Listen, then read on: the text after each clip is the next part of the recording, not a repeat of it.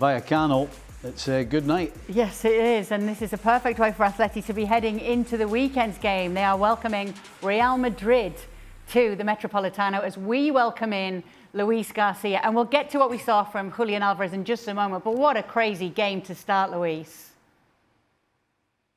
Yeah, it was, and we saw a good Atletico Madrid actually in the second half. Very well in the first 15 minutes on the second half. More intensity, a lot more movement, and more creativity in the last third. And we went back to the beginning, where they allowed once again Rayo Vallecano to start getting bigger into the game, to believing that they could get something, and they found that fantastic goal to go ahead. And then you saw the reaction. The difference between these two teams, of course, is what you got on the bench. Simeone started bringing players into the second half that they made a straight impact with fantastic runs from Juliano on the right side, Urieri and Nico in the left side. So these kind of players that they are top talented and world-class players make the difference in the whole second half. We are going to spot on, of course, the spotlight on Julian Alvarez. It was the one who scored the goals. But overall, I think it was a good performance of Atletico Madrid. Rayo Vallecano did their part. And we talked about the maybe half could scratch 1 point, but in the end, it was 3 good points for Atletico Madrid. We saw the reaction in the last game from Julian Alvarez. Always me, when he got subbed off. This was quite the reaction from him today. Yeah, so we came into the match talking about Julian Alvarez, and we go out of this match talking about Julian Alvarez. Now, for two very different reasons. And he was clearly upset about coming off the field last weekend, but I think he was clearly upset about the fact that he had missed a penalty. And then coming off the field was a kick that he was in the backside that he didn't want any part of. We saw some of the hold-up play and little 1-2s and give and goes that he had in the first half. We saw the whole spectrum of Julian Alvarez, and then he closed that down and rounded up the performance with a hat-trick, and what a hat-trick it was, coming into his left foot and hitting the shot that he did. Now, to your point, Stevie, Rayo Vallecano could have done a better job of closing down the best player on the field, and that is Julian Alvarez. But never mind. Julian Alvarez essentially said, I am your guy. And if I'm Diego Simeone, that's exactly what I wanted him to tell me. You are my guy, and I want you to be on the field, but you got to give me this.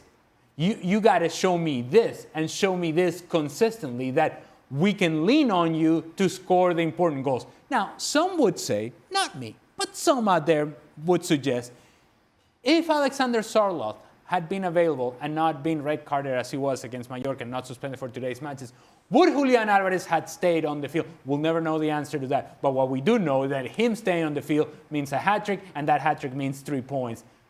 Necessary, vital, crucial, huge, gigantic 3 points for Atletico Madrid. Absolutely, especially with who's next up, Stevie. It's Real Madrid next. Their backs were against the wall today. They came out on top. They really needed it, given the way the season's gone. Yep. You wonder if it could be a turning point, but then you see who does come to visit next.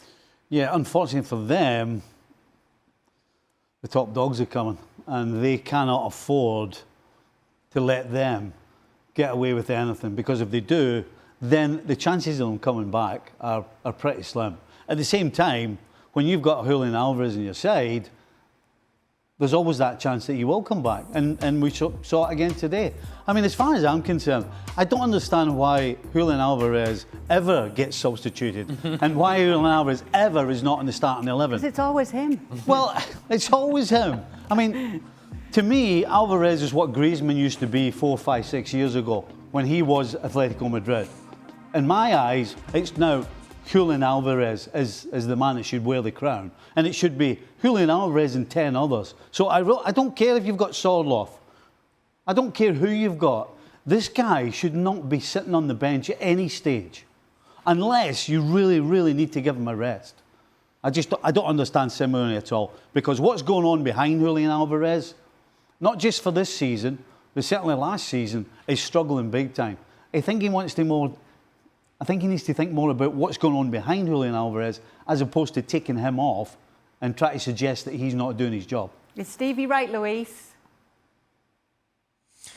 I can agree, and a lot, because he's your best player. Simeone mentioned it, and normally to your best player you have to kind of comfort him and play around him and bring the best players around him. If you have to replace, because he's the player who is more clinical. He's the player who arrived in the better position. He's the player who linked better with the other teammates. And you've seen that because he proved it last year. And now because he started maybe a slow moment or he's not bringing the best of him, you need to allow him to build on the season. It's true that there are going to be a lot of games and you need him sharp, you need him fresh. And of course the derby is coming on, the Champions League is coming on, and at some points it's better maybe to move it on from the pitch and allow him to rest for those 20-30 minutes extra. But I can agree with him that if you have your best player on the field, you are always going to have more chances. And right now Atletico Madrid need all the chances that Julian Alvarez can have. It's a very Simeone thing, that when a player stands out above the group, that his natural reaction is to highlight the group as the most important thing. What I would say if I were Diego Simeone is, let me strengthen the group, but if we have this guy that can stand above the group because he can give us something that nobody else in this group can give us, then let him be. Let him flow. Let him do the things that make him a special player. And to your point, Stevie, he cannot do those special things if he's sitting right next to you on the bench. Yeah. And so I think it goes against Diego Simeone allowing somebody to stand out above the strength of the group. Because the strength of Atletico Madrid under Diego Simeone has always been the group, the fight, the grind. Let Julian Alvarez do the grind, the fight, the group, but let him add something special. You need that little sparkle. You need something magic. It's going to come from him more than it is from Giuliano Simeone, more than it is from Conor Gallagher, more than it is from Nico Gonzalez. It's going to come from somebody. It's going to have to be Julian Alvarez. Let him be. There are injured players coming back to fitness right now as well, Luis. Can you see this result as a turning point, despite what happens in the derby on Saturday for Atleti?